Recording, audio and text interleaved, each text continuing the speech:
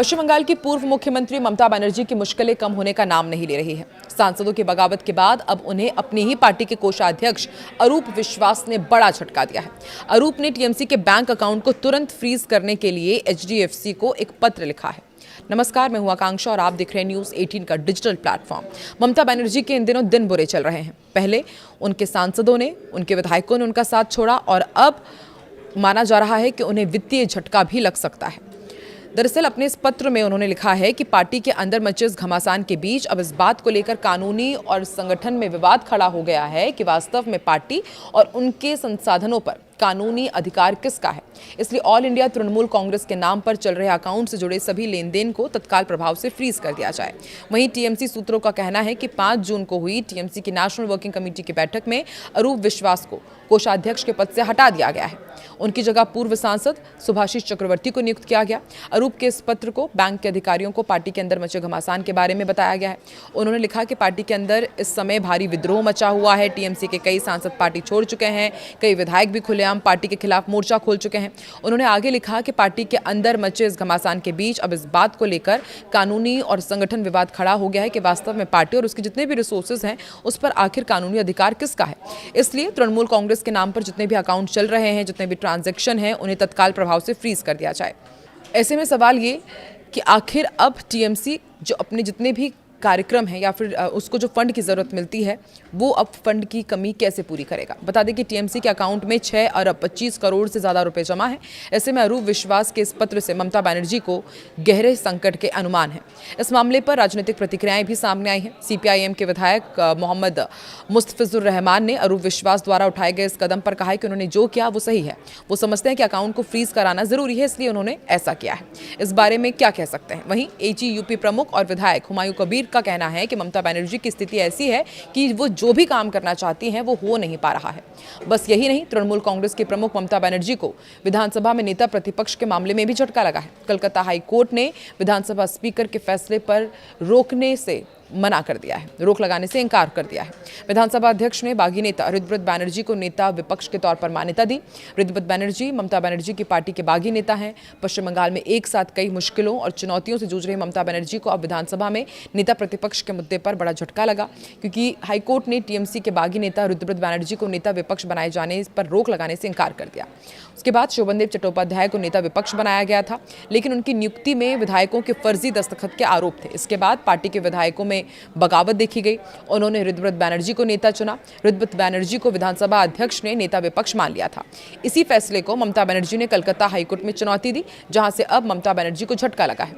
Justice Krishna Rao ने इस मामले में कोई अंतरिम आदेश पारित करने से इनकार कर दिया, जिससे स्पीकर का फैसला अगली सुनवाई तक लागू रहेगा। याचिका में पश्चिम बंगाल विधानसभा स्पीकर द्वारा ऋतव्रत बनर्जी को विपक्ष का नेता मानने को चुनौती दी गई थी। टीएमसी प्रमुख ममता बनर्जी शोभनदेव चट्टोपाध्याय को इस पद के लिए चाहती थी। कोर्ट ने सभी पक्षों को अगली सुनवाई से पहले हलफनामे का आदान प्रदान पूरा करने के भी निर्देश दिए हैं। जस्टिस राव ने प्रतिवादियों से 3 सप्ताह के अंदर अपना विरोध हलफनामा दाखिल करने को कहा है, जबकि याचिकाकर्ता को उसके बाद जवाब दाखिल करने के लिए 2 सप्ताह का समय दिया गया है। मामले की अगली सुनवाई 28 जुलाई को होनी है। ऋतव्रत बनर्जी पश्चिम बंगाल विधानसभा में विपक्ष के 13वें नेता के रूप में कार्यरत हैं। हाईकोर्ट द्वारा स्पीकर के फैसले पर रोक लगाने से इनकार के बाद ऋतव्रत बनर्जी विपक्ष के मान्यता प्राप्त नेता के तौर पर काम करते रहेंगे। ऋतव्रत बनर्जी का दावा है कि उनके साथ टीएमसी के 64 विधायक हैं। पहले उन्होंने 58 विधायकों का दावा किया था। इसके बाद पश्चिम बंगाल विधानसभा के स्पीकर रथिंद्रनाथ बोस ने बागी गुटों के दावे को स्वीकार कर लिया और ममता बनर्जी खेमे द्वारा समर्थित आधिकारिक उम्मीदवार को दरकिनार करते हुए ऋतव्रत बनर्जी को विपक्ष का नेता नियुक्त किया था। इसके बाद ममता बनर्जी के गुट ने कलकत्ता हाईकोर्ट का रुख किया था और तर्क दिया कि स्पीकर के फैसले ने आधिकारिक तौर पर मान्यता प्राप्त राजनीतिक दल को दरकिनार कर दिया और विधायी दल की मान्यता से जुड़े संवैधानिक सिद्धांतों का उल्लंघन किया है। वहीं तृणमूल कांग्रेस के राष्ट्रीय महासचिव और सांसद अभिषेक बनर्जी को जबलपुर हाईकोर्ट से बड़ा कानूनी झटका लगा है। एमपी पुलिस उन्हें गिरफ्तार करने कोलकाता जा सकती है। हाईकोर्ट में अभिषेक द्वारा लगाई गई एक याचिका की पैरवी करने उनके अधिवक्ता ही नहीं पहुंचे। कोर्ट ने एमपीएलएल कोर्ट द्वारा जारी गिरफ्तारी वारंट के खिलाफ लगी उनकी याचिका को खारिज कर दिया। जबलपुर हाईकोर्ट ने कैबिनेट मंत्री कैलाश विजयवर्गीय के बेटे और पूर्व विधायक आकाश विजयवर्गीय द्वारा दायर मानहानि मामले में अभिषेक बनर्जी की गिरफ्तारी वारंट पर लगी जो अंतरिम रोक थी वो हटा दी है। जस्टिस प्रमोद कुमार अग्रवाल की एकल पीठ ने टीएमसी सांसद की याचिका को खारिज कर दिया, जिसके बाद अब भोपाल की विशेष एमपी एमएलए कोर्ट द्वारा जारी किया गया गिरफ्तारी वारंट एक बार फिर प्रभावी हो गया है और उन पर गिरफ्तारी की तलवार लटक रही है। अभिषेक बनर्जी ने भोपाल की एमपी एमएलए कोर्ट द्वारा जारी गिरफ्तारी वारंट को चुनौती देते हुए हाईकोर्ट में याचिका दायर की थी।